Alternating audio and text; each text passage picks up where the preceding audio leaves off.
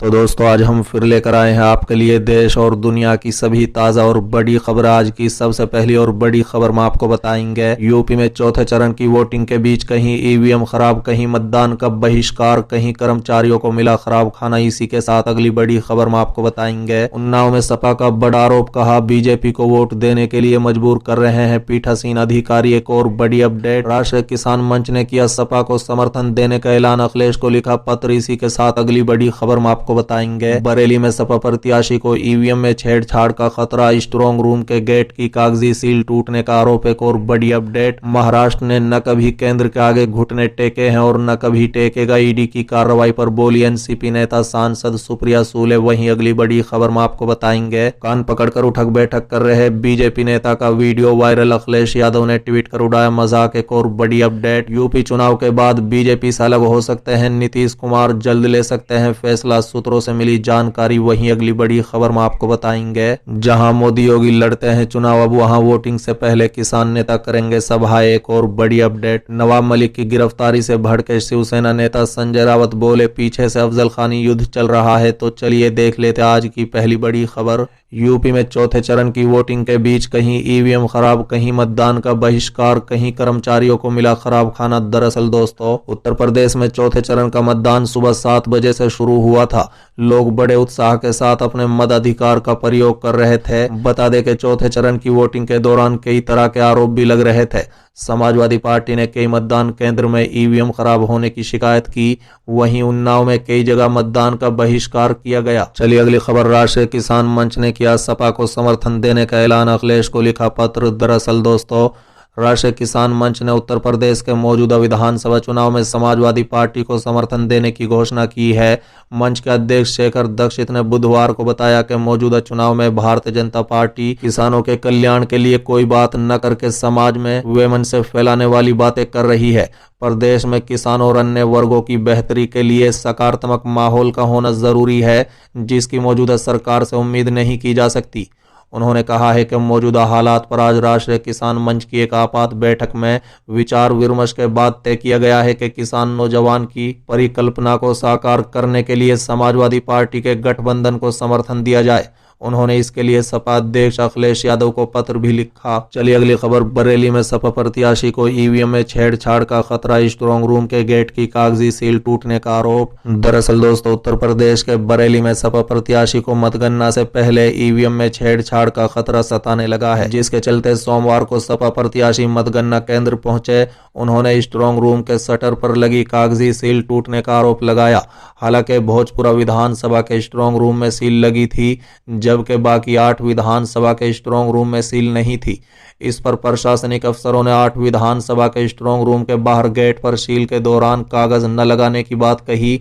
इसके साथ ही strong room के पीछे की दीवार का हिस्सा नहीं दिख रहा है, इसके लिए छोटा गेट खोलने की मांग की गई। बता दें कि बरेली में एक भाजपा नेता और कारोबारी ने कहा है कि हम लोग हर कीमत पर चुनाव जीतेंगे, चाहे ईवीएम बदलनी पड़े या फिर बेईमानी करानी पड़े, लेकिन चुनाव जीतकर हमें सरकार बनानी है। बता दें कि इसके बाद से सपा प्रत्याशियों में दहशत है। बता दें कि प्रत्याशी और पूर्व विधायक विजयपाल सिंह ने कहा है कि स्ट्रांग रूम के पीछे की दीवार पर नया निर्माण हुआ है, छोटे गेट पर टीन लगाकर ढक दिया गया है, टीन हटाने की मांग की गई है। साथ ही भोजपुरा प्रत्याशी साजिल इस्लाम ने कहा है कि स्ट्रांग रूम में मशीन रखने के बाद सभी विधानसभा के गेट को सील करते समय कागज भी लगाया गया था, लेकिन सील में लगा कागज भोजपुरा को छोड़कर किसी भी गेट पर नहीं लगा है।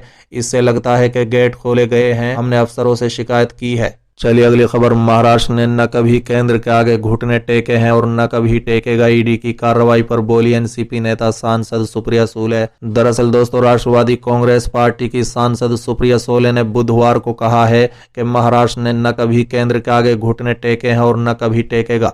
बता दें कि मनी लॉन्ड्रिंग के एक मामले में बुधवार को राष्ट्रवादी कांग्रेस पार्टी नेता से परिवर्तन निदेशालय की पूछताछ के बाद सूले ने ये बात कही है। महाराष्ट्र से लोकसभा सांसद ने कहा है कि ईडी की कार्रवाई से राष्ट्रवादी कांग्रेस पार्टी को कोई अचंभा नहीं हुआ है। ये काफी दुर्भाग्यपूर्ण है कि केंद्र अपनी मशीनरी का इस्तेमाल भारतीय जनता पार्टी के राजनीतिक प्रतिनिधित्व के खिलाफ दमनकारी तरीके से कर रही है। चलिए अगली खबर। कान पकड़कर उठक बैठक कर रहे बीजेपी नेता का वीडियो वायरल। अखिलेश यादव ने ट्वीट कर उड़ाया मजाक। दरअसल दोस्तों, उत्तर प्रदेश का सियासी संग्राम रोचक हो गया है। 7 चरणों में से 4 चरणों के लिए वोटिंग हो चुकी है। अब अखिलेश यादव ने एक ट्वीट के जरिए बीजेपी नेताओं का मजाक उड़ाया है। बता दें कि अखिलेश ने बीजेपी न्यूज के एक वीडियो को ट्वीट करते हुए लिखा कि हम कह रहे थे कि 700 से ज्यादा किसानों की मौत के लिए जिम्मेदार भाजपा अगर कान पकड़कर 700 उठक बैठक भी लगाए तो भी जनता माफ नहीं करेगी। भाजपा के लोग वोट मांगने के लिए कुछ भी कर सकते हैं, जनता भाजपा को माफ नहीं करेगी। बता दें, दरअसल वायरल हो रही वीडियो में बीजेपी का एक नेता कुर्सी पर खड़े होकर कान पकड़कर माफी मांग रहे हैं। वहीं उत्तर प्रदेश के बहराइच में सपा प्रमुख अखिलेश यादव ने कहा कि ऐसा चुनाव पहली बार देखने को मिल रहा है जहां जनता खुद चुनाव लड़ रही है। बीजेपी के नेताओं और कार्यकर्ताओं को घर से और उनकी गाड़ियों से झंडे उतारे गए हैं। चलिए अगली खबर। गुजरात में बीजेपी ने किया 6000 करोड़ का घोटाला, 60 लाख टन कोयला गायब, राहुल गांधी का बड़ा आरोप। दरअसल दोस्तों, कांग्रेस पार्टी ने केंद्र में और गुजरात में बीजेपी पर 6000 करोड़ का घोटाला करने का आरोप लगाया। पार्टी का आरोप है कि इससे राज्य के हजारों छोटे उद्योग बंद हो गए। बता दें कि कांग्रेस के पूर्व अध्यक्ष राहुल गांधी ने ट्वीट कर कहा कि 60 लाख टन कोयला गायब किया। इस कोयला घोटाले पर प्रधानमंत्री जी कुछ कहेंगे। वहीं कांग्रेस प्रवक्ता गौरव वल्लभ ने बुधवार को गुजरात सरकार और तत्कालीन मुख्यमंत्री नरेंद्र मोदी से सवाल करते हुए कहा कि उन्होंने इस घोटाले की सीबीआई, ईडी और अन्य जांच एजेंसियों को भी सवत संज्ञान लेना चाहिए। उन्होंने बीजेपी पर आरोप लगाते हुए कहा है कि पिछले 14 साल से गुजरात में एक ही मॉडल चल रहा था, खूब खाऊंगा और खूब खाने दूंगा। गुजरात ने छोटे उद्योगों को दिए जाने वाले कोयले का घोटाला कर अन्य राज्य को बेच दिया। चलिए अगली खबर। यूपी चुनाव के बाद बीजेपी से अलग हो सकते हैं नीतीश कुमार, जल्द ले सकते हैं फैसला, सूत्रों से मिली जानकारी। दरअसल दोस्तों, बिहार के मुख्यमंत्री नीतीश कुमार को विपक्ष की ओर से राष्ट्रपति पद का उम्मीदवार बनाए जाने की चर्चाओं के बीच बड़ी खबर आई है। बता दें कि सूत्रों के मुताबिक यूपी चुनाव के बाद नीतीश कुमार बीजेपी गठबंधन यानी एनडीए से अलग होने का विचार कर रहे हैं। वहीं इस पर जल्द फैसला ले सकते हैं। बता दें, चुनावी रणनीतिकार प्रशांत किशोर की तेलंगाना के मुख्यमंत्री के चंद्रशेखर राव और नीतीश कुमार से पिछले दिनों मुलाकात हुई थी। साथ ही एनसीपी चीफ शरद पवार ने सभी घटनाक्रम पर नजर बनाए हुए थी। बता दें कि नीतीश कुमार को राष्ट्रपति बनाने की बात की शुरुआत तब हुई जब इसी महीने केसीआर और प्रशांत किशोर की मुलाकात हुई। बता दें कि तेलंगाना के चुनाव में पीके की टीम इस बार केसीआर की पार्टी टीआरएस के लिए काम करेगी। 2 दिनों तक दोनों के बीच चली बैठक में नीतीश को राष्ट्रपति का चुनाव लड़ने पर लंबी चर्चा हुई। इसके बाद नीतीश और प्रशांत किशोर पटना में डिनर पर मिले। वहीं केसीआर मुंबई में शरद पवार और सीएम उद्धव ठाकरे से मिले। इससे पहले आरजेडी नेता और बिहार के पूर्व मुख्यमंत्री तेजस्वी यादव ने भी केसीआर से मुलाकात की थी। बड़ी बात यह है कि बिहार में नीतीश कुमार की पार्टी जेडीयू और बीजेपी का गठबंधन वाली सरकार है, पर जातिगत जनगणना को लेकर जेडीयू और बीजेपी में तनातनी जारी है। बता दें कि आरजेडी इस मुद्दे पर नीतीश के साथ है।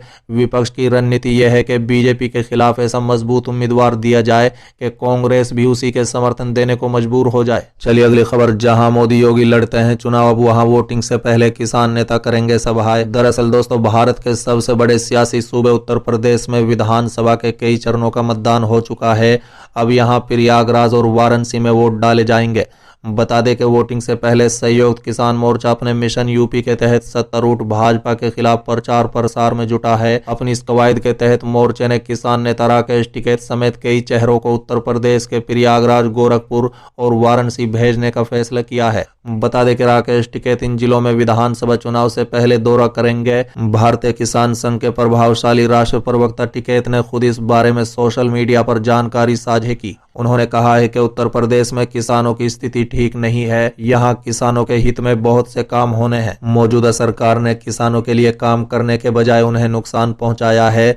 इसलिए संयुक्त किसान मोर्चा मतदाताओं से आह्वान करेगा कि सोच समझकर अपना मत दें। गौरतलब है कि दर्जनों उत्तर भारतीय किसान यूनियनों ने संयुक्त किसान मोर्चा की अगुवाई में राजधानी दिल्ली से सटे सीमाओं पर 1 साल से अधिक समय तक विरोध प्रदर्शन के माध्यम से केंद्र के अब निरस्त कानूनों के खिलाफ आंदोलन का नेतृत्व किया था। उनकी जिद के आगे सरकार को झुकना पड़ा और कानून वापस लेने पड़े। चलिए अगली खबर। नवाब मलिक की गिरफ्तारी से भड़के शिवसेना नेता संजय रावत, बोले पीछे से अफजल खानी युद्ध चल रहा है। दरअसल दोस्तों, शिवसेना नेता संजय रावत ने ट्वीट करते हुए एनसीपी नेता नवाब मलिक का समर्थन किया। उन्होंने कहा है कि नवाब मलिक का इस्तीफा नहीं लेना चाहिए। दाऊद इब्राहिम मनी लॉन्ड्रिंग मामले में प्रवर्तन निदेशालय ने मलिक को गिरफ्तार कर लिया, जिसके बाद महाराष्ट्र के सियासी गलियारों में हलचल है। बता दें कि संजय राउत ने ट्वीट के जरिए कहा कि महाविकास अखाड़ी से आमने सामने नहीं लड़ सकते, इसलिए पीछे से अफजल खानी युद्ध चल रहा है। बता दें कि महाराष्ट्र के मंत्री नवाब मलिक की गिरफ्तारी के बाद राजनीतिक हलचल तेज हो गई है। पश्चिम बंगाल की मुख्यमंत्री ममता बनर्जी ने भी एनसीपी के प्रमुख शरद पवार से फोन पर बात की। ममता ने शरद पवार से कहा है कि नवाब मलिक मंत्री पद से इस्तीफा न दें। सीएम ममता ने पवार को भरोसा दिलाया है कि इस मुद्दे पर वो उनके साथ हैं। चलिए अगली खबर। आज अमेरिकी डॉलर के मुकाबले रुपया 25 पैसे बढ़कर 74.59 पर पहुंचा। शेयर बाजार में इस साल हाहाकार 2022 में अब तक 70 शेयर 25% से भी ज्यादा टूटे।